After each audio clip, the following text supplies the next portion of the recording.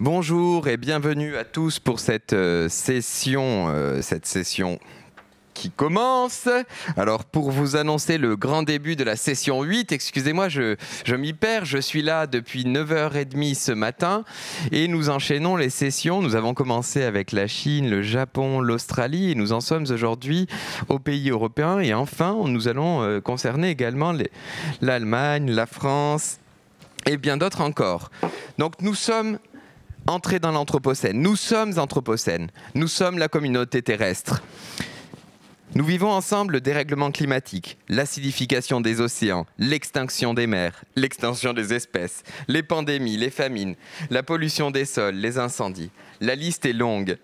Nous ne maîtrisons plus nos effets, tout change autour de nous, et qu'on le veuille ou non, nous explorons nos propres vies et nos propres quotidiens. Différents intervenants ont déjà répondu à nos premières questions par des messages vidéo qu'ils ont partagés avec vous et avec nous, en répondant à la question suivante. Depuis nos environnements proches, nos quotidiens, nos vies, qu'avons-nous envie d'exprimer face à l'Anthropocène? Qu'est-ce qui heurte notre conscience morale et notre sentiment de justice? Qu'est-ce qui nous met en colère ou en joie? Et quelles sont nos idées et nos intentions pour changer la donne? Cette session, classée par fuseau horaire, va donner la parole aux pays qui sont la République tchèque, l'Allemagne, la France, le Danemark, Gaza, Bénin, Tchad, Gabon, Croatie, Hongrie, Chypre et Luxembourg. Voici les différents pays qui sont à l'honneur, avec certains d'entre vous qui sont présents et certains qui n'ont pas encore répondu. Rappelons deux choses avant de commencer. Le processus. Il s'agit d'un manifeste ouvert, une participation mondiale et une participation selon les outils qui sont les vôtres, artistique, poésie, danse, chant ou bien d'autres. Mais l'important, c'est de faire passer un message. Et un message qu'on essaye de faire circuler tout au long de la journée. Tout le monde y récoltera des histoires, des affaires, des concepts. Ensemble, ils vont se diffuser et créer tout un collectif. Alors pour l'instant, on va commencer avec les premières sessions de vidéo. Et dans quelques instants, et 20 minutes après, on va se retrouver tous ensemble avec les invités en direct. A tout de suite pour les vidéos.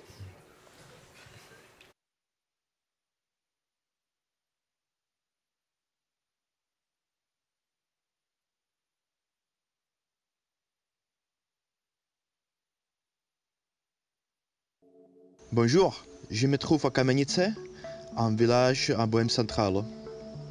C'est le week-end aujourd'hui et je suis parti de la ville vers la nature. Bien qu'il n'y ait rien de naturel ici. Derrière moi, c'est pas une forêt, c'est une plantation. C'est une molécule terre épicéa. Son écosystème inclut des éléments vivants comme des animaux ou des fleurs. Il inclut même des éléments non vivants, comme le sol, qui donne la vie aux fleurs. Devant la plantation, il y a un champ. Celui-ci est planté, labouré et récolté par l'homme. Peut-être vous êtes en train de manger des chips qui viennent des patates de ce champ, bien que vous êtes assis dans un appartement en ville. Pourquoi pas? La moitié du monde aime les chips. La moitié du monde habite dans la ville. Pourquoi pas? Probablement a tous déjà mangé un aliment qui est arrivé de l'autre côté du monde. Pourquoi ne pourrait pas arriver de Kamenice? Ça, c'est mon Anthropocène.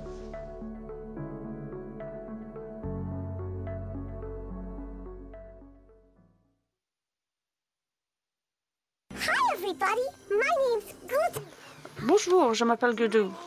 Bonjour, je m'appelle Jillian. Nous sommes ici pour faire en sorte que les rêves deviennent réalité. Allumez vos lampes sur vos téléphones portables et imaginez quelque chose que vous pouvez faire à l'avenir. Ah, c'est incroyable.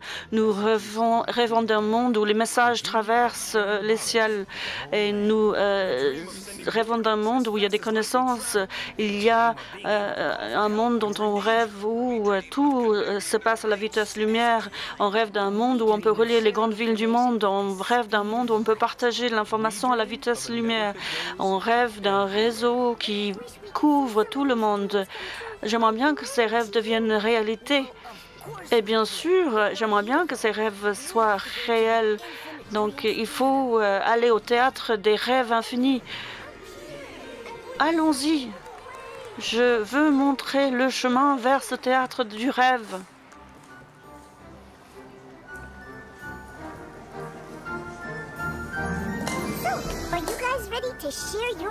Donc, est-ce que vous êtes prêts à partager vos rêves par rapport à l'avenir de la communication? Oui, oui, je veux partager mon rêve. Moi, je rêve qu'il n'y ait plus de changement climatique. Le pôle Sud?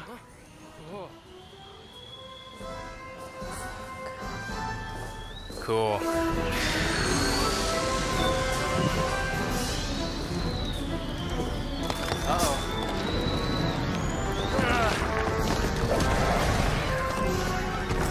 I bet I could learn a lot about climate change if I could communicate with you.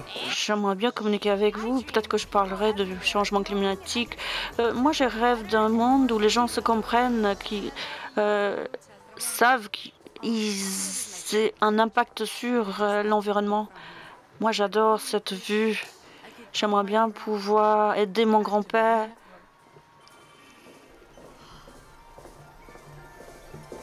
Opening remote surgical interface. J'ouvre l'interface pour faire la chirurgie à distance.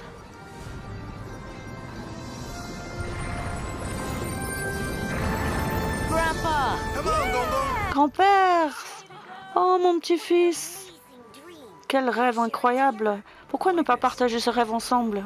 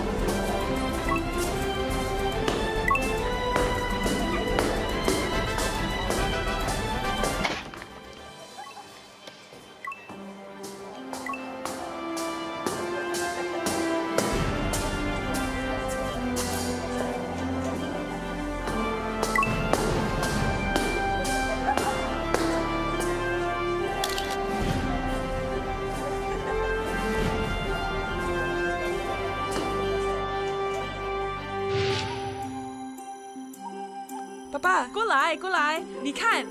过来，Michael。真美好。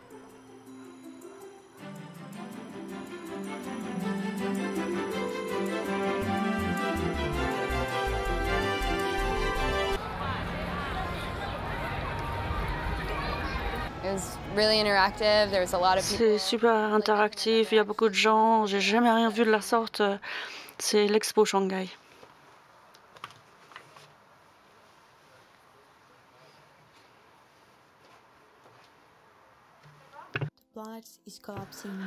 La planète s'effondre à chaque fois que les êtres humains essayent de changer notre planète. Est-ce que l'on peut renverser cette tendance? Est-ce qu'il y a encore temps? Est-ce que l'on peut penser nos plaies, les plaies de cette terre incroyable? La réponse est oui. Agissons ensemble avec force et conviction.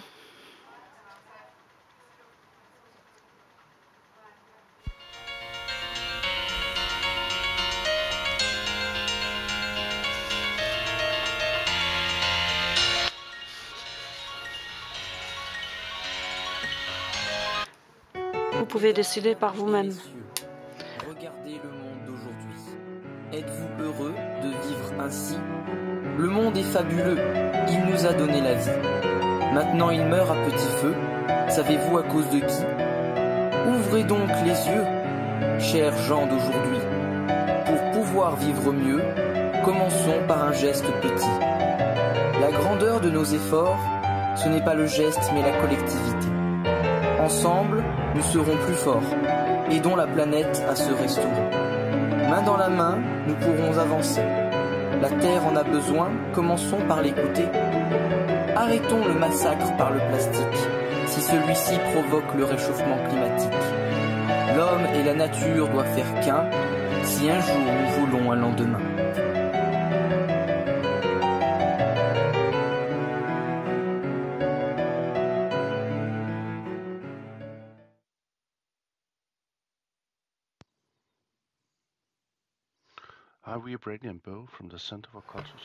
Nous venons du Centre de psychologie culturelle au Danemark. Voilà notre contribution. Vous savez que la façon dont les individus sont liés à la culture, c'est en fait un défi pour nous. En fait, nous voyons la scène d'un point de vue culturel avec le comportement environnemental que nous analysons. Nous allons nous baser sur une étude récente de recherche que nous menons pour mettre l'accent sur les eaux modernes et pour protéger la nature. Par exemple, nous avons un zoo danois qui est Randers Rainforest et nous mettons moins l'accent sur les espèces exotiques. Nous faisons la promotion de biodiversité danoise. L'exemple illustre le besoin de chercher de nouvelles pratiques culturelles danoises dans le domaine de l'environnement. Donc en fait, il s'agit là non pas seulement d'une question sociologique, mais psychologique. En fait, le but est vraiment de changer les pratiques de façon positive. Donc voilà l'exemple. Pour développer les eaux, deux concepts sont au centre de ces efforts pour comprendre la protection de la biodiversité. Donc il y a la protection in situ et ex situ. Les eaux, on travaille principalement sur la protection ex situ en aidant les animaux dans différents habitats qui ne sont pas le leur. Et nous avons mis l'accent sur différentes formes de programmes de protection qui visent la protection des animaux dans leurs habitats naturels, par exemple dans les forêts amazoniennes en Amérique du Sud. Donc ce qui est unique par rapport à ce projet Rainforest, c'est que la protection in situ a été mise en œuvre pour intégrer la protection de la nature dans les eaux à proprement parler et dans les alentours des eaux dans cette forêt danoise. Cette forêt est sur le bord d'un pré et du fleuve Gulden et le zoo a trouvé une autre solution.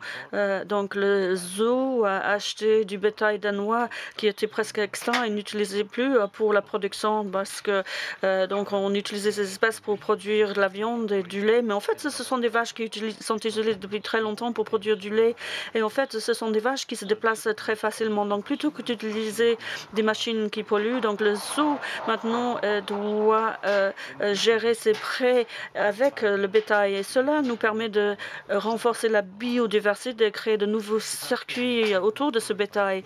Donc il s'agit d'un comportement positif qui change notre mentalité et en fait cela nous montre qu'il nous faut comprendre notre histoire commune pour faire face à ces problématiques liées à l'environnement. Et ces pratiques historiques de s'adapter et de travailler avec la nature peuvent en fait opérer un changement très important sur le plan culturel et nous pouvons étendre les différentes options pour faire face à ces défis environnementaux et ainsi créer une nouvelle identité qui est positive et respectueuse de l'environnement en nous reliant avec notre passé historique. Il devient de bon ton de demander aux enseignants de tenir la République à bout de bras, seuls, avec soumission aux prérogatives du dogme neuroscientifique. Pourtant, l'apprentissage est tout autre chose que des synapses donnant festival dans un IRM. Et fort heureusement, quelle triste science.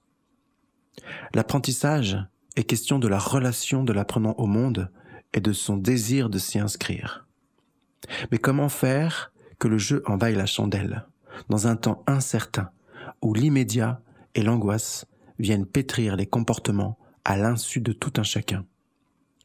Comment imaginer porter et soutenir des enfants en situation d'apprentissage au sein d'attendus qui sont nommés fondamentaux, quand tout devient hostile, quand tout devient faute d'amour, quand plus grand-chose, dans la pensée en colonne, ne fait sens pour ceux qui vont vivre dans ce fameux monde d'après. La voix que nous portons et que nous essayons de transmettre au travers des idées et des dispositifs des chouettes ulules, c'est avant tout un chemin de la nuit, de là où on se perd dans le rêve, quand les idées viennent toutes seules susurrer à nos oreilles des inventions folles. C'est un pari autour d'une perte d'essence pour en retrouver le chemin. On dit souvent aux enfants « arrête de rêver ». Et si notre époque sans époque, pour reprendre les mots de Bernard Stiegler, et si cette époque nous arguait tout au contraire à la nécessité d'aller à fond de rêve? Le pari que nous faisons avec les chouettes Ulule, c'est qu'il faut suivre l'invitation de Gaston Bachelard, aller à fond de rêve pour pouvoir penser sa place idéale dans le monde au sein d'espaces de rêverie. Aller à fond de sieste dans des eaux chaudes et profondes, là où le sensible nous projette dans l'extrême nécessité de ressentir le monde pour nous obliger à comprendre et à habiter enfin en poète. Les enfants sont des prophètes, au sens où ils voient au-delà des choses, puisqu'ils n'ont pas encore notre culture du renoncement. Ils viennent nous sonner les cloches avec l'air de ne pas y toucher. Ainsi, au sein de l'association Les Chouettes Ulule, nous essayons d'inventer et de mettre en œuvre des dispositifs qui tentent de faire cohabiter un projet démocratique par la pédagogie en équilibre entre raison et rêverie sur le fil du passage à l'acte.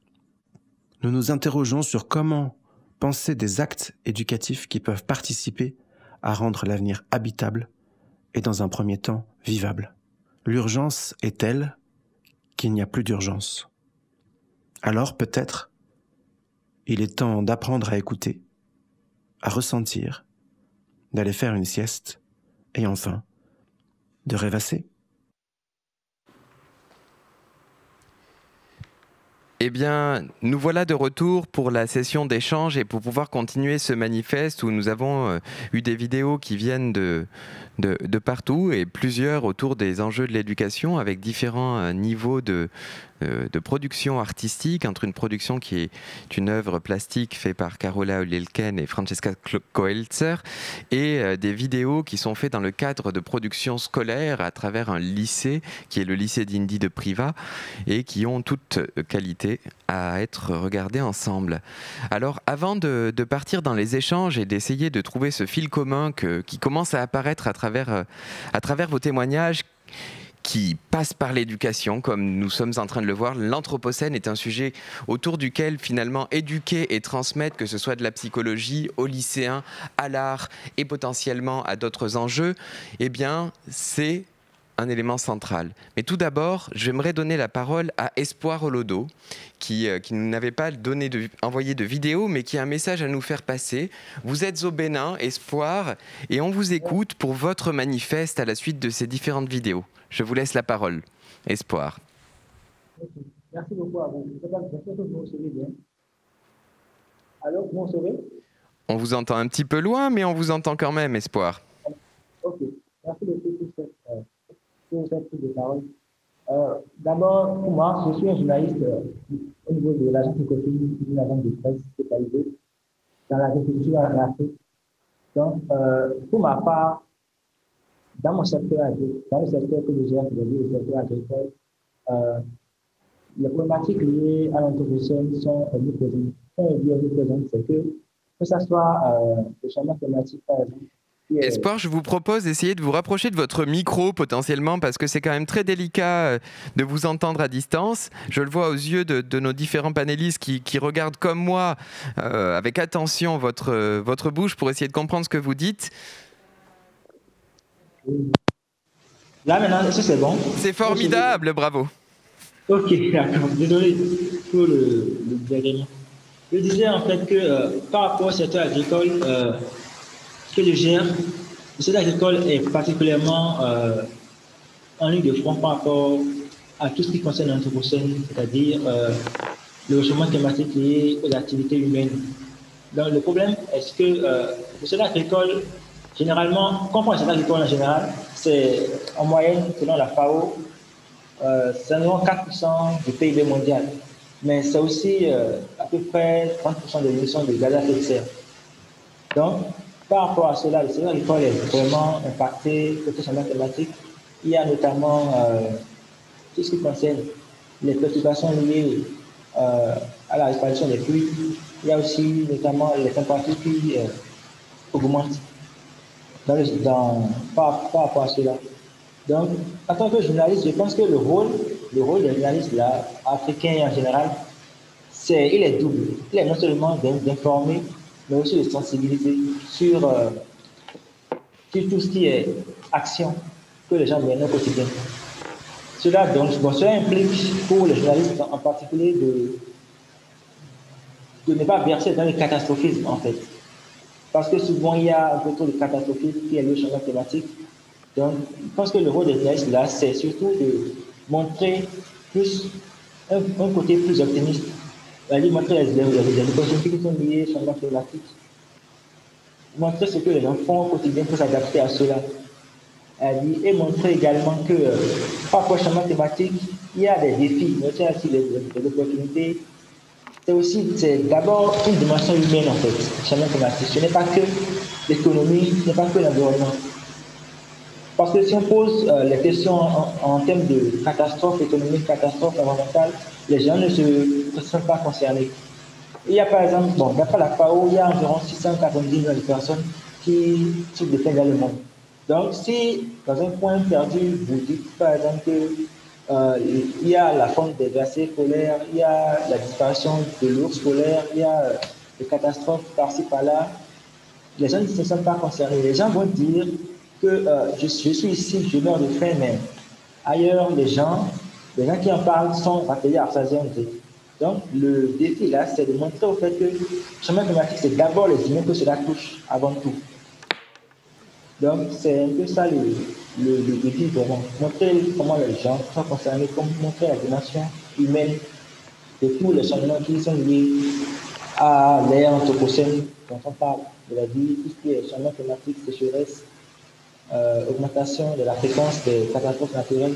Tout ceci doit tenir compte d'une dimension humaine qui doit être en même temps valorisée à travers les actions quotidiennes que les communautés posent en fait sur les milieux. Parce que c'est d'abord une action individuelle avant d'être politique, même si la politique est déjà elle a de l'action de la cité. Il faut quand même que les journalistes dont je fais partie montrent plus le côté humain des choses par rapport à tout ce qui est anthropocène dont on a parlé jusqu'ici.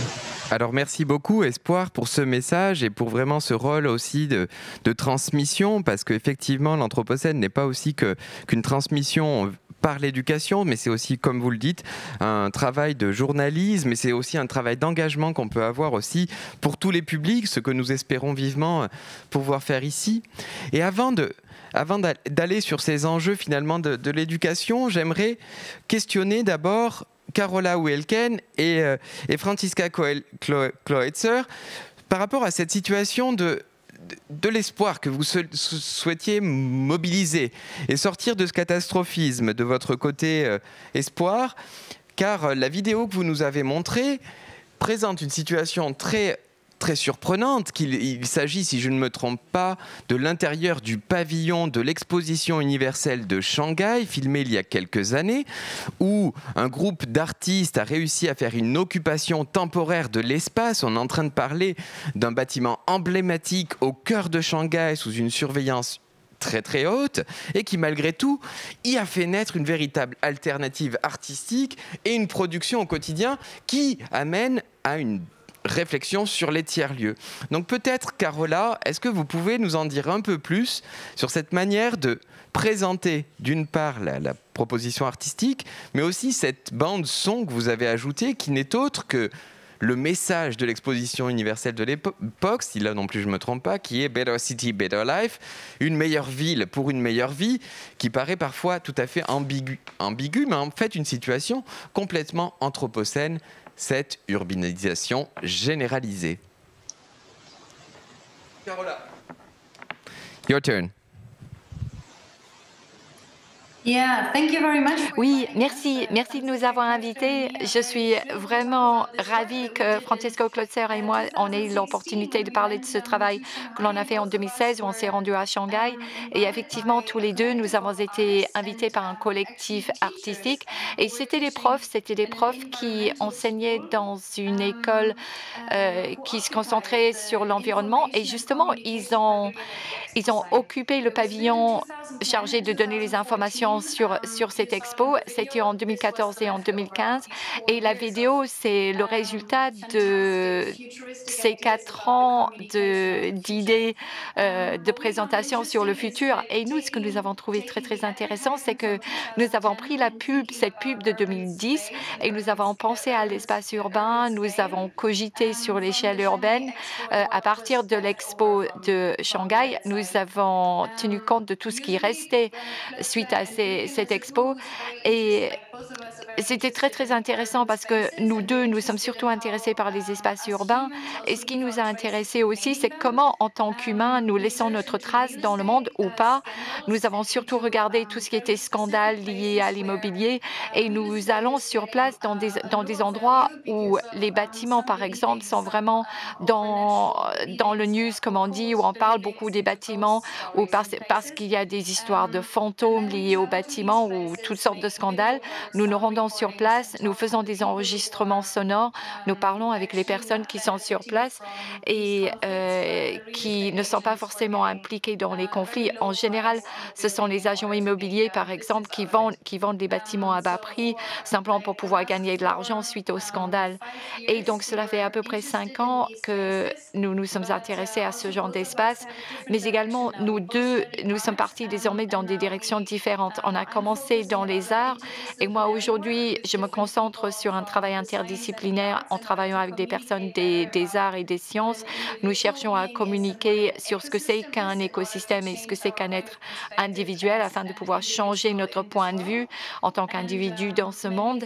Et peut-être que, Francisca, vous pourriez peut-être parler aussi de votre collectif, qui est un collectif qui a beaucoup évolué ces 2 dernières années. C'est enchaîné et on a encore quelques minutes pour l'Allemagne.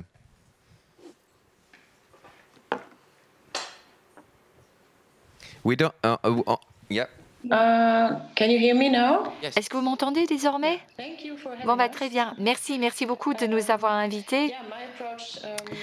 Alors, mon approche effectivement est un petit peu différente ou a évolué ces dernières années, est devenue différente. Désormais, je me concentre beaucoup plus sur les questions psychologiques et ce depuis que j'ai étudié l'art-thérapie et tout ce qui est thérapie artistique.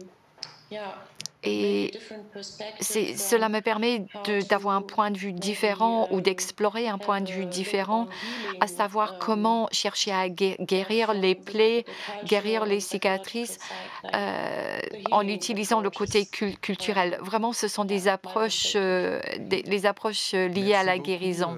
Francisca, pour cette notion supplémentaire, ce qui m'intéresse beaucoup dans la manière dont vous abordez la question de l'anthropocène à travers des visions transdisciplinaires, mais aussi de l'expérience, du vécu, de la sensibilité, est vraiment un travail qui doit se passer par la collectivité, et ce que je trouve très intéressant.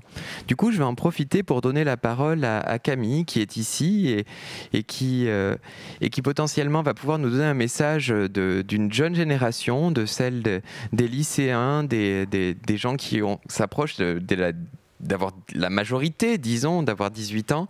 Et merci pour votre vidéo et pour votre travail que vous avez fait dans votre lycée. Nous avons fait un montage et chaque étudiant en a fait un peu plus. Et Camille, je vous laisse prendre la parole et réagir avec ce qui vient d'être dit. Oui, alors nous, notre projet était vraiment amené de manière éducative. Après, c'est vrai que moi, ça a bien marqué parce que, comme vous l'avez dit, j'ai 16 ans, moi, donc je ne suis pas encore majeure, mais presque. Je suis lycéenne donc, au lycée Vincent d'Indy à Privas et je suis de cette génération qui a été quand même un peu sensibilisée à tout ça, mais qui est quand même dans l'entre-deux. On est de cette génération dont on attend un peu, dont on va faire partie du monde d'après, donc on attend beaucoup de choses. Mais c'est vrai que cette génération, elle est quand même un peu plus touchée, je trouve. C'est surtout, je prends la conscience de la situation, surtout quand je me dis que oui, je suis jeune, je suis pas très âgée, mais pourtant je vois ce qui se passe. Je suis dans un village, enfin dans une ville qui est pas très développée, et pourtant je vois qu'il y a des soucis, et c'est là que je me rends compte que la situation est plus grave qu'on pourrait penser. Combien de fois à Privas j'ai vu des piles de déchets ou des doigts qui sont dans la rue, ce nombre de fois où je les ai vus, c'est beaucoup trop élevé, plus qu'on le pense, je pense. Je trouve aussi qu'il y a cette idée de générations qui vont se battre un peu pour l'environnement. On blâme beaucoup les anciennes générations pour des erreurs qu'elles ont pu faire dans le passé. Je trouve ça assez dommage que les erreurs passées devraient être des fatalités. J'en ai parlé vaguement dans la vidéo. Je disais une phrase, les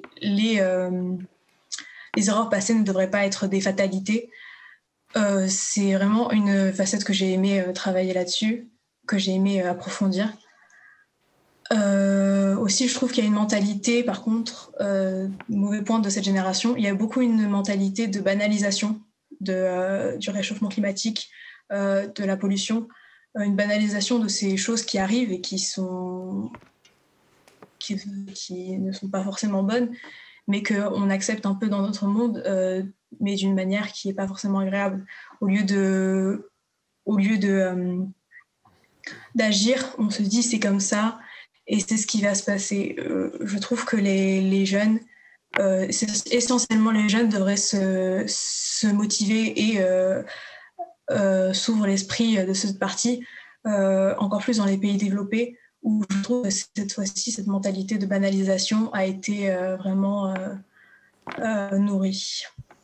Merci beaucoup Camille pour votre témoignage et pour cette force d'analyse et en même temps de proposition. Du coup, je vais en profiter pour donner la parole juste à la suite à Hayden qui fait partie de la même école. Donc Hayden Siré qui n'est pas tout seul apparemment, où on vous voit, vous êtes deux et je serais ravi de savoir qui vous êtes tous les deux et que vous nous en disiez un peu plus. Comment vous réagissez par rapport aux propos de Camille qui vient de dire que votre génération quand même devrait peut-être également se retrouver face à des enjeux et une manière de faire différente. Je vous écoute. Alors, je ne sais pas si vous nous entendez. Très bien. D'accord, super. Je suis complètement d'accord avec Camille dans le sens où notre génération, c'est un peu sur qui tout repose. Sauf qu'on n'a pas la mentalité de se dire d'accord, tout repose sur nous, donc on doit faire changer les choses, même si c'est petit à petit. Même si c'est juste des petits gestes. C'est un peu... on est né dans cette société et on a grandi comme ça et ça a toujours été un peu un toujours là. Et donc, on le vit comme une fatalité, mais du coup, on a tendance à juste l'accepter et à rien faire, comme elle disait très, très bien. Et je trouve ça dommage parce que si on n'est pas les personnes qui changeons les choses, personne ne va le faire et dans quelques années, ce sera trop tard, en fait. Et je trouve ça triste d'ailleurs malgré tout, c'est que même si on nous éduque un petit peu sur ces questions, je trouve qu'on nous dit quand même pas assez qu'on peut changer les choses et que comme tu as dit et comme Camille a dit, vraiment on voit vraiment ça nous comme une fatalité, c'est comme ça, on a toujours vu ça et on se dit que même qu'il est trop tard, tout le monde dit qu'il est trop tard ou que vraiment ce serait extrêmement compliqué de changer les choses alors qu'il est. Du coup on va moins voir la détermination et on va moins se dire on va faire des projets, on va faire des choses pour que justement on puisse peut-être changer les choses du coup. Après, des fois, les gens, ils se disent qu'il y a des solutions, mais c'est juste, il y a tellement de choses à faire, tellement de possibilités que finalement on finit bloqué parce que justement il y a trop de choix, il y a trop de choses à faire et on ne sait pas trop par où commencer et on finit par rien faire. Et c'est dommage en fait. Il devrait y avoir plus peut-être de prévention, même à partir d'un jeune âge, ça n'empêche pas, on peut comprendre tôt. C'est un sujet quand même qu'on peut expliquer même à des enfants, on peut comprendre. Et comme ça, on pourrait commencer bien plus tôt à prendre conscience de tout ça et à essayer d'agir point par point et doucement mais sûrement. Merci beaucoup à vous deux pour ce témoignage. Et effectivement, j'ai envie de vous dire, par rapport à ce qu'on vient d'entendre, que cette conversation n'est pas anodine parce qu'autour de vous, vous avez espoir. Autour de vous, vous avez des artistes qui ont fait une alternative. Et la dernière personne à qui je vais donner la parole, c'est à Christensen, si c'est possible, depuis le Danemark, qui fait tout un travail autour de la psychologie culturelle et autour des enjeux de l'éducation. Est-ce que vous pourriez nous dire, à la suite de votre vidéo, quels sont pour vous les enjeux qui sont là? On a vu quand même des messages parfois un peu d'un besoin de ressentir que oui, on peut faire des choses et que oui, il faut aller de l'avant. Et comment ces éléments-là, on peut les envisager ou les imaginer dans un manifeste ou dans une idée d'aller plus loin pour faire face à l'Anthropocène?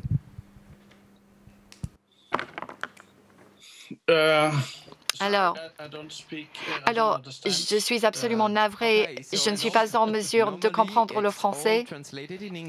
Théoriquement, tout est traduit en anglais de façon simultanée. C'est sur Zoom. Vous avez juste besoin d'appuyer sur le bouton pour l'interprétation et vous avez tout en anglais dès le début. Ah, je ne savais pas ça. Mais je vais reposer la question en anglais, comme ça vous comprenez sans souci. Alors, nous avons 2 jeunes personnes qui ont parlé de leurs espoirs vis-à-vis de l'avenir. Mais ces jeunes personnes aimeraient pouvoir agir plus, savoir comment agir plus en faveur de l'environnement. Ces jeunes nous disent que l'éducation, par exemple, on pourrait l'apporter aux jeunes lorsqu'ils sont beaucoup plus jeunes. Eux, ils ont 16 ans. Les très jeunes enfants sont en mesure de comprendre tous ces sujets. Donc, vous travaillez dans le domaine de l'éducation. Il y a beaucoup d'espoir, il y a de l'art autour de ce sujet. Donc, quel est votre point de vue? Vous qui travaillez sur l'éducation, la psychologie, la culture, quelle est votre approche pour pouvoir proposer des solutions pour les différentes générations, pour savoir comment aborder ces questions?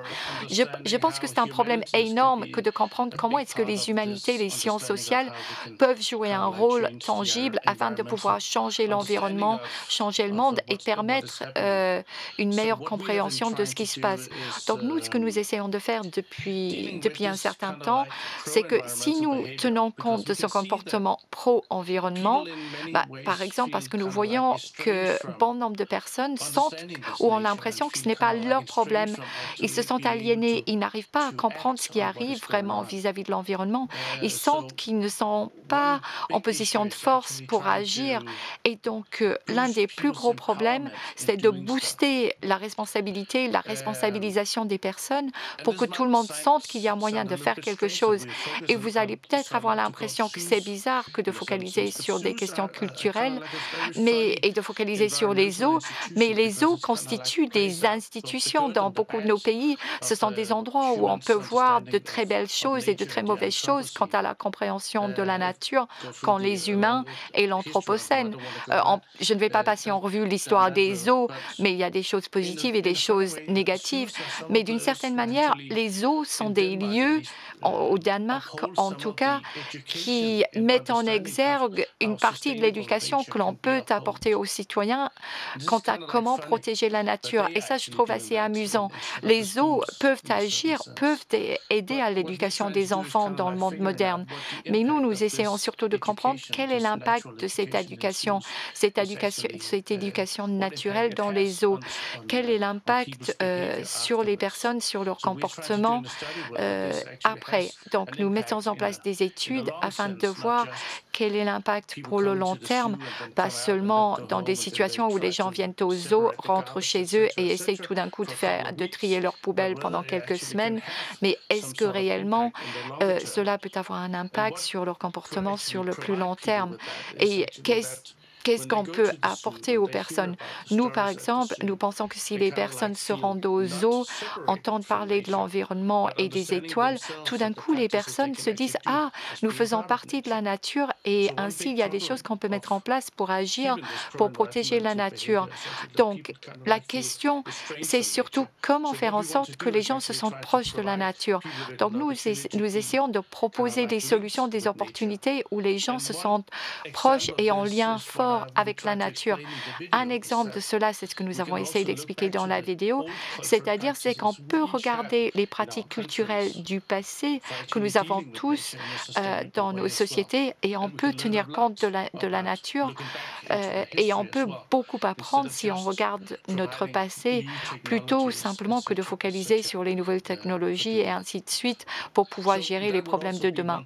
Donc voilà, ça c'est aussi quelque chose qui est très important. Éduquer les enfants pour que les enfants puissent regarder en arrière, que les enfants sachent comment tenir compte de l'histoire pour savoir comment gérer le présent et le futur. Transmettre, c'est aussi faire, c'est aussi engager, aller plus loin, dépassé. Et effectivement, cette relation que vous étiez en train de dire sur les lieux où on va se sentir déconnecté finalement de cette nature, hein, et les lieux qui en fait vont promouvoir un endroit où on est peut-être dans un espace de déconnexion, est-ce que l'un de vous l'a ressenti d'une manière ou d'une autre? Quel a été le moment où vous vous êtes dit, ou le lieu, ou l'espace, ou la situation, où vous vous êtes dit, ça y est, on y est, les bouleversements que nous sommes en train de vivre sont réels et quotidiens. Est-ce que l'un de vous aurait un témoignage à me donner d'une vision personnelle, le moment où vous vous êtes dit, oula, effectivement, on y est? Bon, je vais parler. Pour ma part, par exemple, par rapport au métier que je fais, quand on va par exemple dans les zones rurales, là où il y a souvent des producteurs qui font de l'activité, il y a souvent des producteurs, par rapport au changement climatique et les spéculations que l'homme cause, par exemple, les producteurs savent qu'il y a un changement. Ben, ils disent souvent qu'ils n'ont pas vraiment le thème de changement climatique qu'ils abordent. Mais ils savent qu'il y a par exemple, la pluie ne tombe plus comme il faut. Alors Espoir, pour des raisons techniques, vraiment, on n'arrive pas à entendre ni même à traduire correctement votre parole. On vous invite à l'écrire dans le chat et peut-être on arrivera à redonner la parole. Et du coup, je vais essayer de faire réagir à cette question peut-être Carola ou Francesca. Est-ce que vous auriez de votre côté une expérience à partager avec nous? Carola, please. Oui, tout à fait. En fait, j'ai une expérience qui est vraiment d'actualité. C'est pas vraiment la nature à l'extérieur, mais c'est la nature à l'intérieur, parce que je travaille avec un groupe de gens pour essayer de comprendre les micro-organismes et l'effet sur notre corps de ces micro-organismes. Donc, en fait, je voudrais inviter des artistes à montrer leur pratique dans ce domaine. Donc, on travaille avec des matières vivantes et des organismes, et également des scientifiques qui viennent du domaine de la biochimie, des psychiatres, des chercheurs qui font de la recherche dans les maladies chroniques, par exemple HTT. Et je voudrais apprendre quelque chose sur moi-même et ce que je mange, l'effet de ce que je mange sur mon corps. Et cela a un impact sur la façon dont je pense à la nature et mon impact sur la nature. Donc je pense qu'il s'agit là. Bon, ça fait 1 an et demi que nous échangeons des idées avec tous ces acteurs et je pense que c'est réellement très nécessaire parce que nous avons tous nos approches différentes. Il y a les scientifiques qui peuvent apprendre des artistes et apprendre comment mieux communiquer sur leurs méthodes et leurs connaissances, et les artistes peuvent apprendre des scientifiques pour travailler beaucoup plus sur les faits, sur le détail, et ça a été vraiment très utile pour comprendre l'anthropocène. C'est plus un écosystème en fait qu'une période. Effectivement, travailler de manière transdisciplinaire et se retrouver face à cette vulnérabilité qui est nécessaire, j'ai l'impression, pour aborder ces enjeux-là, c'est de se mettre soi-même aussi dans une situation de vulnérabilité et d'être capable de laisser rentrer une altérité et savoir quand même rester force de proposition, d'ouverture et de compréhension. C'est quelque chose que je trouve assez intéressant et qu'on a revu déjà ce matin et qui ne sont pas forcément une guideline ou quoi que ce soit, mais une idée qui me vient par rapport à ce que vous êtes en train d'évoquer. Camille, peut-être, est-ce que vous, comment vous réagissez par rapport à ça? Est-ce que vous voyez aborder ces enjeux avec cette table ronde et de vous rendre compte que finalement, tout au long de la journée, on a parlé avec différents points de vue, différentes sciences. Vous parliez d'avoir un besoin qu'on vous donne plus de méthodes et d'outils. Qu'est-ce que ça serait? Est-ce que c'est vraiment faire qui vous intéresse et de rentrer plus en interaction avec le monde professionnel et les différentes disciplines qui vous entourent? Quelles seraient vos envies à l'heure d'aujourd'hui? Je pense que c'est vraiment le côté social qu'il faut approfondir. L'anthropocène, ça concerne, je pense, les humains évidemment en général.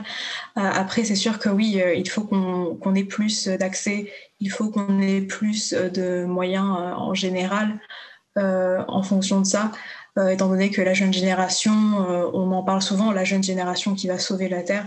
Au final, cette jeune génération, elle n'a pas forcément énormément d'outils pour la sauver, cette Terre.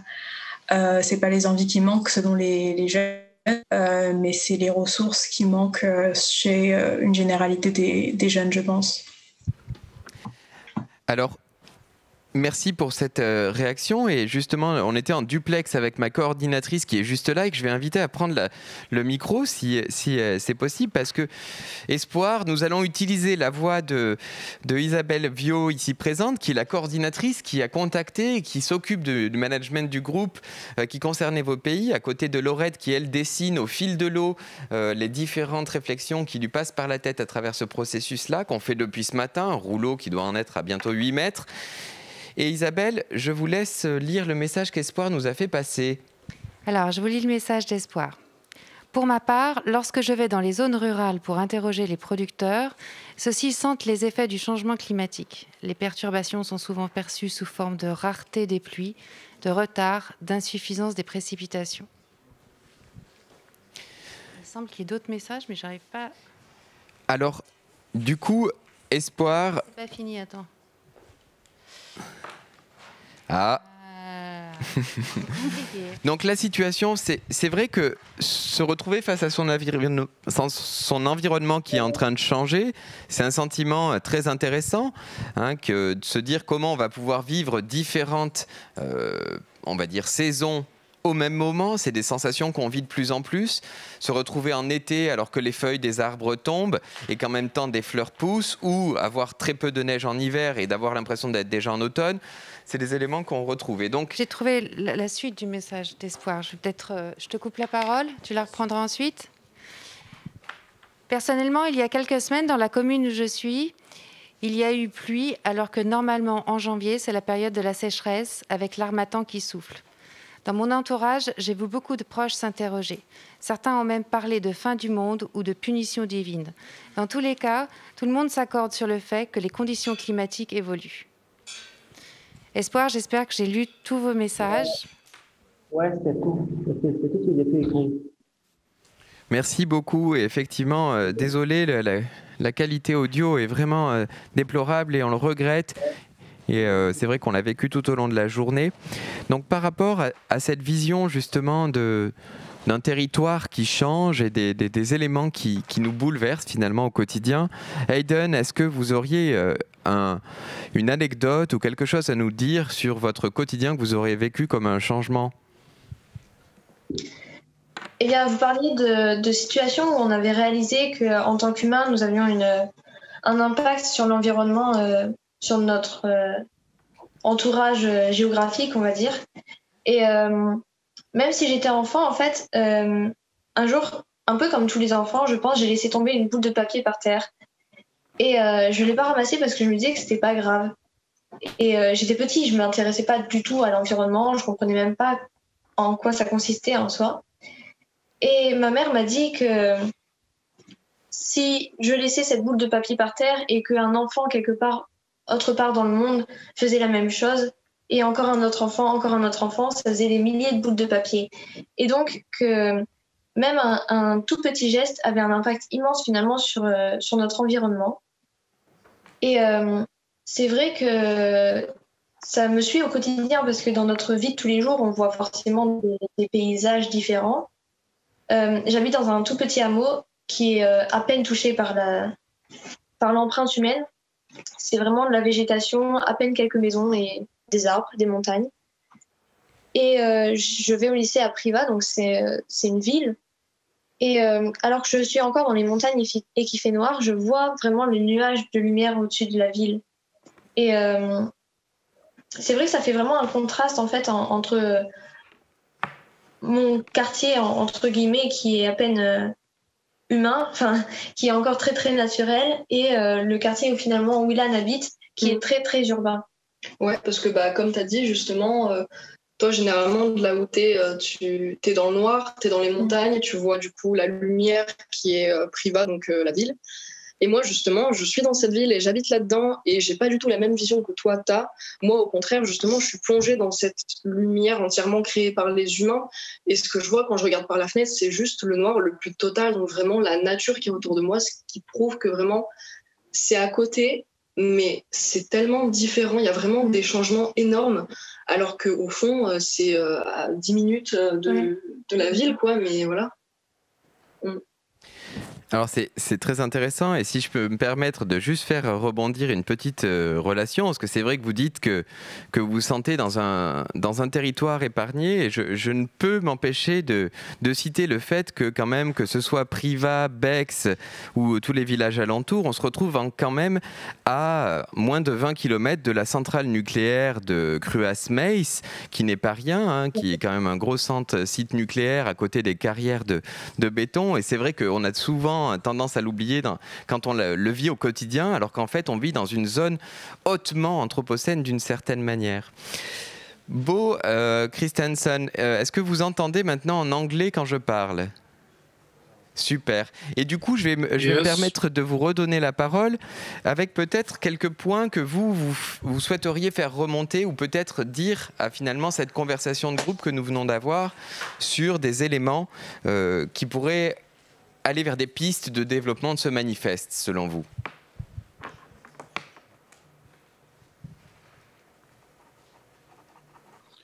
Yeah, I think what Carol has said. Oui, je pense que ce qu'a dit Carole, c'est vraiment très important. Elle a évoqué la compréhension de la nature. Et la nature, c'est l'altérité, c'est notre rapport avec l'altérité. Et si j'en reviens aux pratiques économiques et l'impact de ces pratiques économiques sur la nature, donc évidemment, il y a un point de vue très capitaliste et marxiste. Donc, je pense que cela fait partie du problème, parce qu'en fait, c'est pour cela que nous sommes dans la situation où nous sommes maintenant, avec ce manque de durabilité, ce manque de respect pour la nature. Donc il faut vraiment penser à différentes manières économiques de comprendre la nature. Et je pense que l'une des solutions possibles, c'est en revenir aux pratiques artisanales, par exemple. Il faut vraiment que l'on respecte ces pratiques. Et il ne faut pas, en fait, ne penser qu'à produire. Et je pense que ça, c'est vraiment très important afin de pouvoir comprendre ce dilemme, cette notion d'altérité, parce que nous sommes conçus de l'altérité, et donc nous devons respecter l'autre, l'altérité, et nous devons comprendre cet autre. Nous devons vraiment déployer tous nos efforts pour comprendre les autres. Et la nature, c'est un autre. Et nous devons montrer de l'empathie à cet autre, la nature, si vous me comprenez. Ça fait tout à fait sens, et ça nous rappelle vraiment, ça me renvoie à ce matin 10 heures, quand la Corée, le Japon et la Chine étaient en train de parler la relation à la nature comme étant part de la nature et à l'intérieur, et même en développement autour de la nature, à travers le concept de Wei et de la voie du Dao qui va laisser couler finalement cet élément. Il faut repenser cette altérité, et cette altérité qui, pour ce qui a été dit ce matin, était une altérité en mouvement. Et peut-être, Carola, je vous propose de prendre les minutes de la fin pour essayer de parler un peu plus de cette altérité, de cette overness, de ce moment où en fait finalement, où on arrive à rentrer dans cet espace de l'autre, entre porosité et résistance, si je peux me permettre de citer Sennett.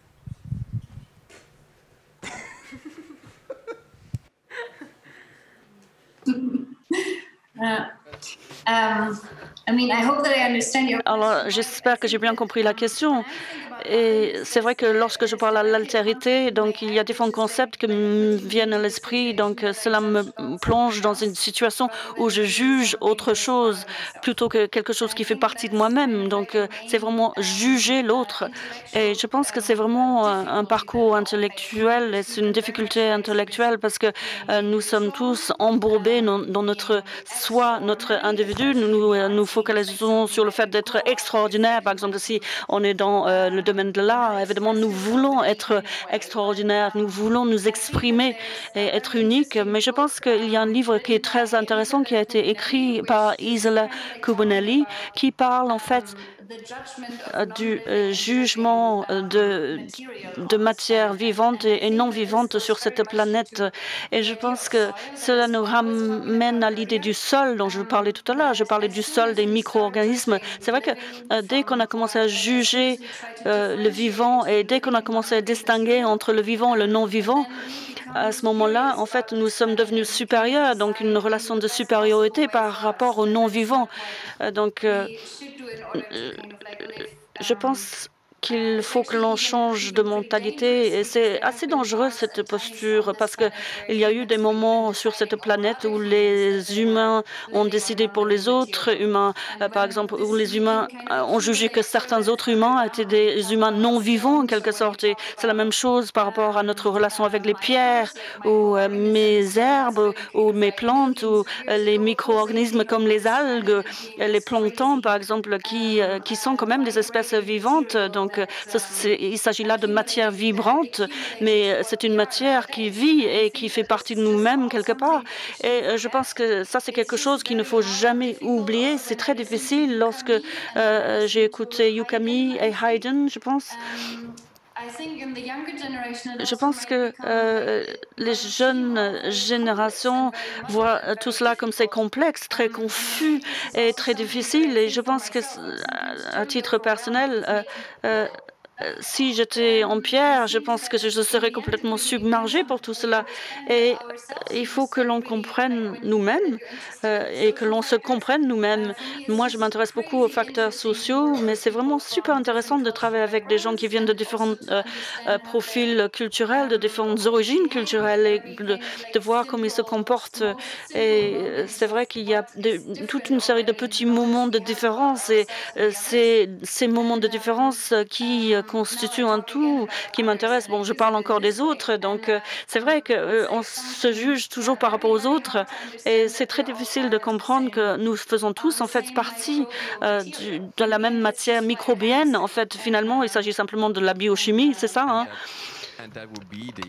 Et je pense que ça, c'est vraiment le mot de la conclusion. Oui, effectivement. On fait tous partie d'un même ensemble, des micro-organismes jusqu'à l'ensemble. Écoutez, il nous reste 7 secondes avant d'entamer la pause, qui va être une pause de danse. Merci à vous 5 d'avoir été là, vous 6, 7 d'être là et d'avoir participé à cette grande conversation. Et je vous invite à continuer à nous suivre toute la journée, car nous allons continuer jusqu'à 3 h du matin, même si généralement dans les pays, ça sera toujours 18 h. Comme vous pouvez le voir sur ce globe qui est juste à côté de moi, on en arrive au moment le plus crucial des fuseaux horaires. Ici commence à être le moment du crépuscule, et on va arriver à ce moment où il va falloir traverser les mers, et là on va avoir une pause, et donc bien sûr les derniers pays vont se retrouver un peu tard, et ensuite on va recommencer à partir de 20 h pour le reste. Écoutez, merci beaucoup pour toutes vos interventions, et je vous souhaite une excellente soirée, et en espérant vous retrouver très bientôt d'une manière concrète et physique à travers d'autres réseaux et communications ensemble, parce que ce n'est qu'une étape, et j'espère vraiment qu'on va pouvoir le développer. Merci à vous tous. Merci beaucoup.